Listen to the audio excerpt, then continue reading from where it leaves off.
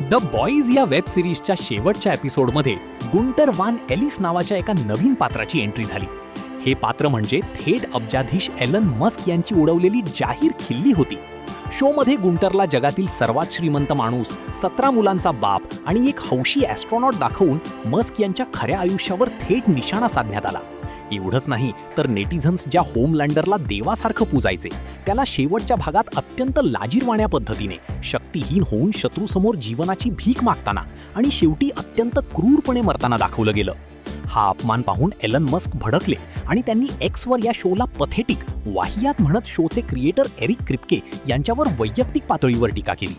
पण क्रिप्के यांनीही मस्क यांच्या या रागाला फारशी किंमत न देता त्यांच्या ट्विटचा स्क्रीनशॉट शेअर केला आणि उपरोधिकपणे उत्तर दिलं की माझ्या शोला मिळालेला हा आतापर्यंतचा दुसरा सर्वात चांगला रिव्ह्यू आहे.